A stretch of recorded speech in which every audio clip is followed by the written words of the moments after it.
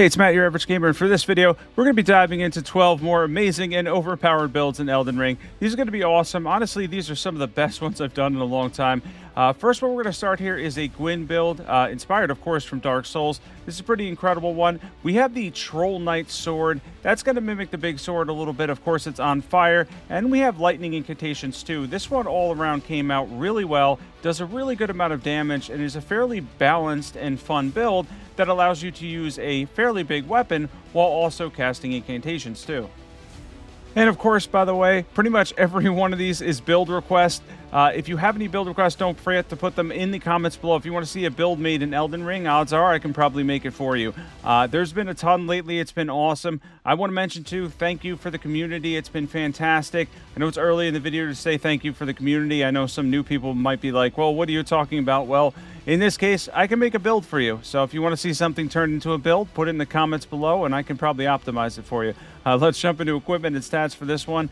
It should be a really, really fun one. This honestly came out really good. Nice Gwyn build from Dark Souls. We have the Troll's Golden Flame Art Sword, plus 25. We have it with Flame Spear, Gravelstone Seal. You can check out our armor set. You can slow that down on the YouTube side. Shard of Alexander, Phlox Canvas Talisman, Godfrey Icon, Fire Scorpion Charm. We have the Flame Tier, Bloodsuck and Crack Tier, Golden Vow. We have the Vyke's one from the DLC, the buff, Blessing Spoon, Ancient Dragon Lightning Strike, Knight's Lightning Spear, Fortisac's Lightning Spear. And next up here, we have a Black Flame Scythe build. And this is one of my favorite ones on here. A lot of people have been asking me and talking about Black Flame because they love the aesthetic of Black Flame. And of course, it does percentage and fire damage. Overall, it's pretty awesome because of the fact that you get a percentage of the boss's HP. So the more HP the boss has, the more damage you can technically do with Black Flame. And of course, it really is awesome combining Black Flame Tornado with the incantations like Black Flame and Scouring Black Flame.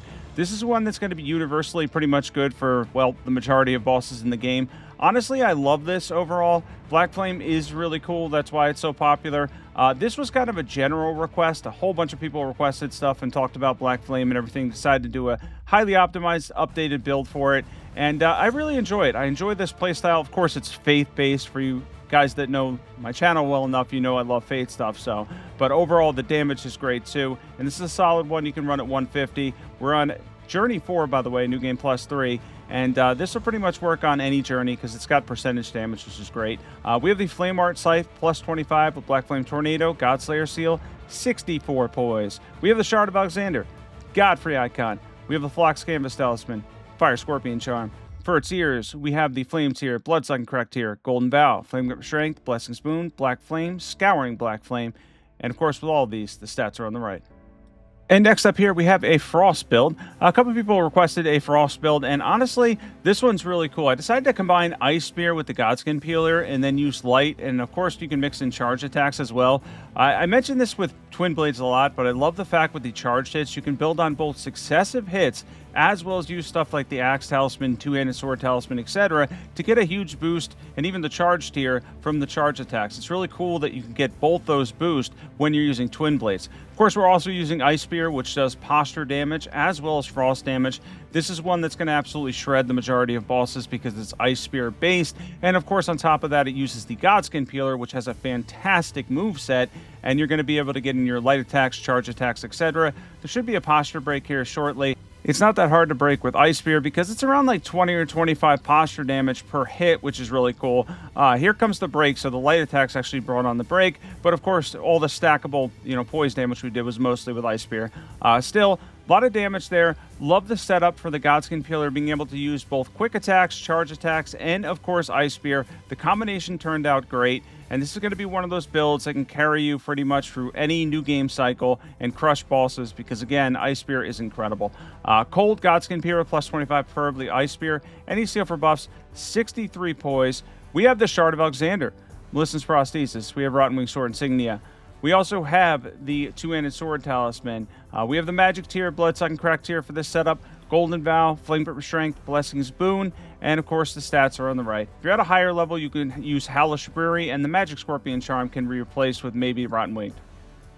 And next up here, we have a Gherman build. This is from Bloodborne. This is a really cool one. To mimic his gun, I decided to go with the spread crossbow. And then, of course, for your main weapon, you're going to be using a scythe. But I added Blood Flame Blade and then spinning weapon, or sorry, spinning slash rather. Spinning weapon would be a lot better, but spinning slash, it kind of mimics some of the animations he does and stuff. There's several different Ashes of War that you could use probably, but for this one I like it because it does both poise damage as well as a good amount of bleed build up with Blood Flame Blade. Works in heavy affinity. It's a cool looking animation, spinning animation, and then of course we have the crossbow as well. Now another thing you could do if you want to mess around with something that looks like a trick weapon, you could technically take the Mantis Blade and put that in your offhand or a secondary weapon. That actually will extend. It's a curved sword that has an extension on the charge attacks. It almost looks like a trick weapon, has the same type of concept. That's something if you want to add to this build, would work out perfectly. Overall, though, I love the aesthetics. I love being able to rock a Scythe build, have a cool looking armor set, and then, of course, you know, we didn't hit 51 poise for some of these cosplay builds because they're cosplay builds after all. It's a little bit tough when you got to get everything down right. I do like the way this came out, though. It looks really cool. Of course, the Dark Souls ones ended up making the thumbnail cover because they were all really cool. Took a little extra time than the others, obviously, but since I know Dark Souls and Bloodborne a decent amount, it wasn't too difficult for me. Let's jump into equipment and stats. We have the Heavy Grave Scythe plus 25 preferably with Spinning Slash. We have the Spread Crossbow Explosive Bolts. You can slow down the armor set on YouTube's side. Shard of Alexander. We have the Arrow Soaring Sting Talisman, Melissen's Prosthesis, Rotten Wing Sword Insignia, Thorny Tear, Bloodsucking Crack Tear, Golden Vow, Flame Grip Strength, Blessing Spoon, Blood Flame Blade, of course, and as usual, the stats are on the right. Next up here, we have a mix of Smithscript Shield as well as the Fire Knight's Greatsword. This was a requested one, a little bit of an awkward build, but I honestly feel like I made it work. It came out really cool. I love throwing this shield. That's what I was trying to get at saying, but yeah, the shield is awesome. Throwing it is really fun. It has a very cool aesthetic and everything. Of course, it does a decent amount of physical damage as well when you land it.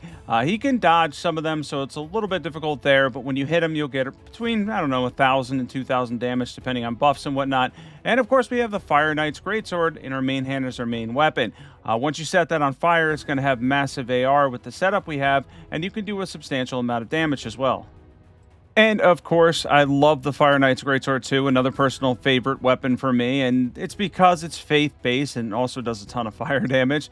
We're using Flame Skewer here. It's really cool to add this one because of the fact that you get the follow-up and everything, especially for low poise enemies. It can pretty much stop them in their tracks. Once you add that follow-up, they kind of get stun-locked.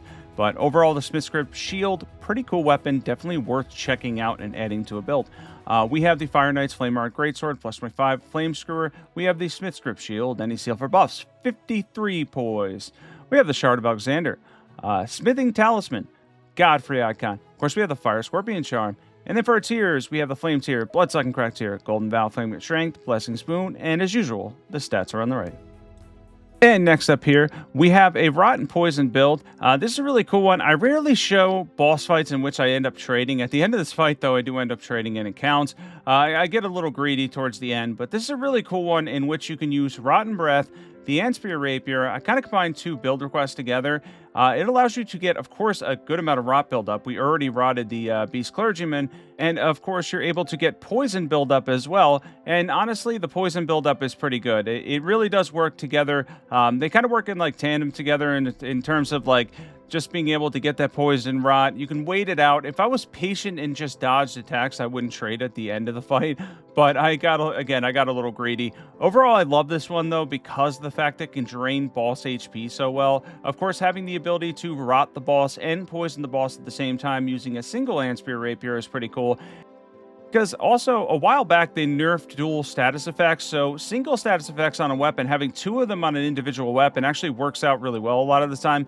I'm sure dual status effects still beats it, of course, when you're factoring like jump attack builds and stuff like that, but you can get a lot of status off one now, which is really cool. That's why you see me a lot in my videos lately using like two-handed twin blade, you know, stuff like that, Antspur Rapier, single one. It's just a setup for me that works well because of the fact that we're using the single Antspur Rapier, and of course dual status effects. You know, I mentioned this a few times, but a while back it got nerfed, Seppuku got nerfed, then dual status effects got nerfed as well. That was in my State of Elden Ring video. I'll leave that in the description if you haven't seen that one. A lot of people tuned into that one. I want to thank everybody, by the way, that watched that video because I think it ended up with like over 150,000 views in like 3 weeks and change. So yeah, that was pretty awesome. awesome. Everybody that tuned into that, that'll catch you up on everything Elden Ring over the past 4 years, so that's pretty cool. That's in the description. But yeah, I think the dual status effect nerf definitely makes it easier to sometimes justify using one, and of course allows you to run something like this where you have rot and poison. So you're going to see me get greedy at the end here because I just do. I could have just waited this out. I really don't know how I got clipped there too. I thought I dodged that, but between the blood-sucking Cracketeer and the death tick that he gave me, yeah, I wasn't going to survive that, but it's okay. Ended up counting. We're going to jump into stats for this one. Really cool. Rotten Poison, of course. And we have the Poison Antspur Rapier plus 25 with Poisonous Mist, Rot and Poison on it, of course. Dragon Communion Seal. Run some incantations, almost 300 scaling, 57 poise. Shard of Alexander, Millicent's Prosthesis. We have the Roar Medallion, Flox Canvas Talisman. And then for our tiers, we have the Thorny tier, Bloodsucking Cracketeer, Golden Vow, Flame Grip Strength, Blessing Spoon, Rotten Breath, Dragon Ice, Dragon Maul, Dragon Claw, all cool stuff you can add. Stats are on the right. And of course, next one up here, we have a Mage build. And a lot of people ask me for Mage builds, but I don't run Mages often. So for this one, it's a little bit different for me personally because, again, I don't run Mages that often. I know they don't appear in my videos enough. So I decided to run a General Mage that will allow you to do a good amount of damage while also allowing you to use stuff if you want to, like Death's Poker, Dark Moon, etc. So it's kind of a variety type mage build where you can just run whatever weapons you want that have intelligent scaling on the Ashes of War, and then of course be able to cast great stuff like Shard Spiral as well. Speaking of which, a lot of people forget this or don't know this, but Shard Spiral has a piercing ability. So for the bigger bosses, it goes right through them. It continuously does damage as well as it's able to go through them. It actually works really well in Elden Beast, Baal, Placidusa, Placidusax, whatever the heck his name is. Still can't pronounce that right, but anyway, yeah, it does a lot of damage to them. My point is it really does hit them hard. You could see he walked right into it, pierces right through them. Fantastic. Couple hits, 13,000 damage there. It's a pretty good mage setup for you using Lucette Staff. I think you'll like this one. Lucette Staff plus 10, Death's Broker plus 10 preferably. We have the Golden Vow, Ash of War, 51 poise. We have the Shard of Alexander. We have the Graven Mask Talisman. We have the Godfrey icon. A lot of spells are chargeable. Magic Scorpion Charm, Magic Tier, Bloodsucking Cracketeer, Terra Magica, Shard Spiral, Glintstone Icecrag, Adula's Moonblade, and any moon spells are cool. And next up, we have a highly requested one and a popular weapon still, apparently. Even though it lost its poise damage, we have the Fallingstar Beastjaw. And a lot of people love this weapon. It gets commented on my channel a lot, but I haven't really covered it in a long time because of the fact that it lost its poise damage. Still, it is a beast of a weapon in terms of AR. And of course, you can interrupt low poise enemies still by using the Ash of War. And if you spam the Ash of War with this setup, you'll probably get a couple thousand damage per use of the Ash of War, which is relatively quick. I mean, it's kind of like a physical damage version of Thunderbolt. You can spam that fairly quickly at a low FP cost, which is cool. Overall, though, I think it's not bad. I think it's better for the hits, though, than the Ash of War specifically now, though. For equipment, we have the Fallingstar Beastjaw, plus 10. We have any silver buffs. Check out the armor set, 51 poise. That's the Shadow Militiaman helm, if you want to check that out. It's a cool helm. Shard of Alexander, Blade of Mercy Talisman, Axe Talisman, Two-Handed Sword Talisman, Spike Cracketeer, Bloodsucking Cracketeer, Golden Vow, Flame Grip Strength, Blessings Boon are our buffs. Stats are on the right. Next up, we have a Hammer Breaker build. This is a really cool one. I love this one, honestly. The hammers, by the way, still do a ton of poise damage. Even the simple hammer does a massive amount of poise damage. The charge hits are fantastic. We're getting 650 plus AR of pure physical damage. This is a setup for the person that requested it. I think they're going to love. We're using Craigblade on it for even more poise damage. Hammers are one of the few classes that really didn't get hit too hard in terms of poise damage. I love that with the Crucible Knight. Even if I had over 100 poise, he still always will get the hit over you getting the hit. It's very weird that way, but it is what it is. So we're going to do some jump attacks, mix that in. Of course, you could run the Claw Talisman. I didn't do that, though, because for most bosses, I can squeeze in the charged hits. It's just that the Crucible Knight doesn't give you very good windows for hitting those charged hits, so I went for a little bit of jump attacks as well. And, of course, he's able to block some of it, but, again, our physical damage is really high with this, and, of course, the poise damage as well. Yeah, I love this, like, little hammer build. This was a cool one that I thought, honestly, like, I could add this to a build that I like because of the fact that it just does so much poise damage for the weight of the weapon. It's really fantastic. We were able to, my voice cracked there, we were able to get a critical hit in, which is cool, too, because, of course, you're going to be breaking bosses with this, and then the slam down hammer at the end. Overall, I think you'll love this if you like posture breaking builds, and, of course, if you like the hammer class in general. Let's jump into equipment and stats for this one for our high physical damage hammer build. We have it in heavy affinity with Craigblade. We have any seal for buffs. We have 54 poise for this build. We have the two-handed sword talisman. We have the Dragon Crest Great Shield talisman, Axe talisman, Blade of Mercy talisman, for tiers, Spike Crack tier, Blood Sucking Crack tier, Golden Bow, Flame of Strength, Blessing Spoon, and the stats are on the right. And next up here, we have an Abyss Watcher build, another Dark Souls-inspired one. This is probably my favorite one on the list because I get to use the Watchdog's Greatsword, which is really cool. Kind of ran that for the aesthetic with Messmer's Fire to light the sword on fire. I'm kind of running his Phase 2 setup for this fight, mostly going for Poise and Savage Lion's Claw. And the reason for that is because of the fact that Black Blade, the Black Knife specifically, the Ash of War on that, it's going to be dodged by her fairly often. So for most bosses, though, it is great. I have that as the dagger in the offhand for his offhand dagger, but this is ran pretty much as a Strength Faith type build that's really cool. And honestly, this one turned into a really fun build. I love this setup. I love the aesthetic of it. I think it just looks so cool. I think it's super fun to use. The Watchdog's Greatsword on fire with Messmer's Fire, by the way. When you two-hand this, you're going to get a lot of AR too. A lot of physical damage, a little bit of fire damage when you coat it as well. Looks cool. Kind of has the look of the Abyss Watcher as well. A little bit of a hard one to do aesthetically for the armor sets that were given in Elden Ring. But overall, this one worked out quite well. And honestly, more important to the point, I had a lot of fun with this one. I thought this was really fun. I damage tested pretty much all of my builds first. I used the dragons in Cynyd, the troll at Stormville. But yeah, after testing some stuff, this one was definitely pretty much my favorite on this list because I thought it was really cool overall. Plus, I like the Abyss Watchers in Dark Souls 3. I think they're really cool. And of course, I turned it into an Elden Ring build. And yeah, it's really fun running some cosplay builds and stuff like that. Really, really fun. Kind of mixing things up in this video. So if you want to see any more unique builds like the ones that are in this video, definitely be sure to comment as well. If you have any build requests, don't forget to comment, of course. Let's jump into equipment and stats for this one. All right, for equipment on this one, there's our dagger right here. That, by the way, I want to mention real quick, you will get good damage out of using the Black Knife. You will get the good percentage and holy damage from that, so it's pretty cool. We have the Watchdog's Heavy Greatsword, plus 25, Savage Lion's Claw, Black Knife. Armor set is Vyke's set. And then we have the Traveler's Hat on. Shard of Alexander, Blade of Mercy Talisman, Two-Headed Turtle Talisman, Urchu's Favor plus 2, Holy Tier, Blood Sucking Crack Tier, Messmer's Fire, Golden Bow, Black Flame's Protection, Blessing Spoon, and the stats, of course, are on the right. And next up here, we have a Giant Hunt Thrusting build. This is another requested one. A lot of people asked for thrusting type builds. I've done this one with Impaling Thrust before. Decided to try it with Giant Hunt. It does a lot of damage in heavy affinity. It does a lot of poise damage. The other cool thing about this one is you can run the Spear Talisman. It's going to be very effective because the majority of your attacks when you're using thrusting swords are going to be pierce damage. And again, I mentioned this in a lot of my videos. Pierce damage is one of the best types of damage in the entire game, especially when you're facing armored bosses like this one. They tend to take more damage.